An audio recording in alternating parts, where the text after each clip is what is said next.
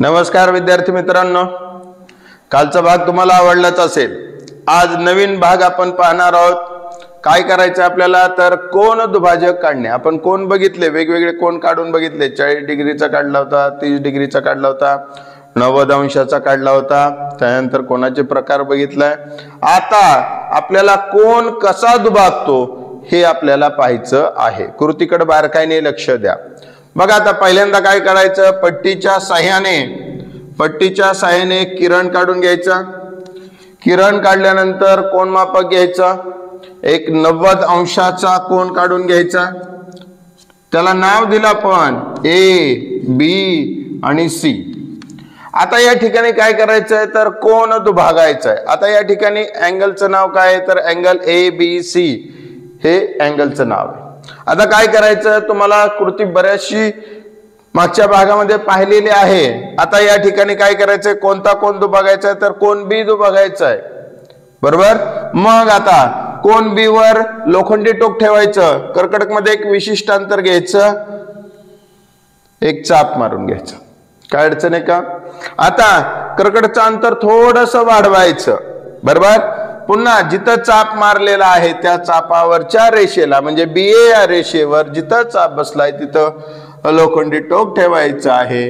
एक चाप इकडं, पुन्हा दुसरा जो बीसी रेषा आहे त्याच्यावर काय करायचं, जिथं चाप आलाय तिथं ठेवायचं आणि मारायचं। आणि या ठिकाणी काय केलं आपण, त्या ठिकाणी कोन दुभाजक काढायचा आहे। पट्टीच्या साहाय्याने काय करून घ्यायची, रेष काढून घ्यायची।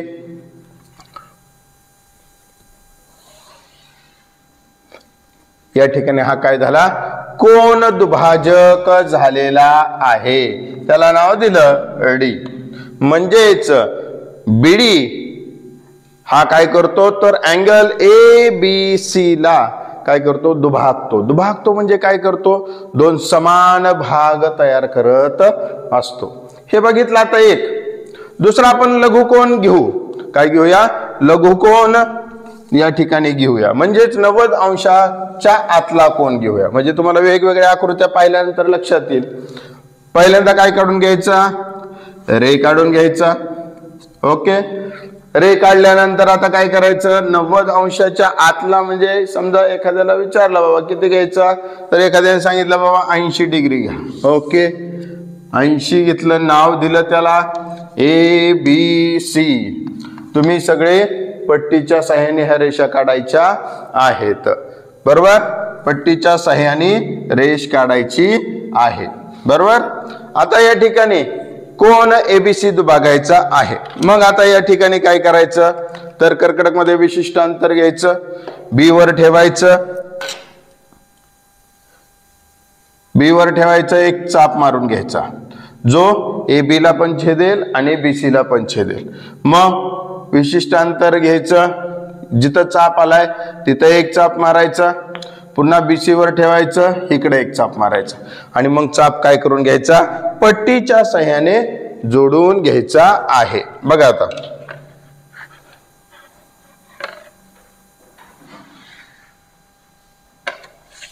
हा काय झाला, तुमचा कोन दुभाजक झालेला आहे। आता पुढचा तिसरा एक प्रकार बघा। आतापर्यंत काय बघितलं आपण, पहिल्यांदा घेतला होता काटकोन, आता घेतला होता लघुकोन। आता आपल्याला काय घ्यायचं आहे, विशाल कोन घ्यायचा आहे। मग पट्टीच्या साहाय्याने अगोदर रे मारून घेतला, एक मारल्यानंतर एक विशाल कोन काढून घेतला ज्याचं माप 190 अंशापेक्षा जास्त असलं पाहिजे, बरोबर। त्यालाच विशाल कोन म्हणतो। मग आता काय करायचं, नावं द्यायची। त्याला नावं दिली आपण पी क्यू आर, बरोबर। क्यू वर काय करायचं, आता लोखंडी टोक ठेवायचं। क्यू वर काय करायचं, लोखंडी टोक ठेवायचं। कर्कटक मध्ये विशिष्ट अंतर घ्यायचं, चाप मारून घ्यायचं। चाप मारल्यानंतर आता विशाल कोन असल्यामुळे थोडस कर्कटक लहान पडतं म्हणून थोडस जास्त माप घ्यायचं कर्कटक मध्ये, बरोबर। या ठिकाणी एक चाप मारायचा, पुन्हा इकडे घ्यायचं, इकडून चाप मारायचा। जिथं दोन्ही चाप जोडले गेलेले आहेत तिथं काय करायचं, पट्टीच्या साहाय्याने पुन्हा क्यू या बिंदूतून काय काढून घ्यायची, रेष काढून घ्यायची। या पद्धतीने आपल्याला काय होईल तर कोन दुभाजक काढता येतील। हे लक्षात आलं तुमच्या? आपण तिन्ही कोन बघितलेला आहेत, लघु कोन बघितला, काटकोन बघितला आणि विशाल कोन बघितला। या पद्धतीने कोन दुभाजक काढायचं आहे। कोणाला काही शंका? असेच वारंवार आपले व्हिडिओ पहा, आपल्या चॅनलला लाईक करा, सबस्क्राईब करा। पुन्हा भेटूया नवीन भागामध्ये। धन्यवाद।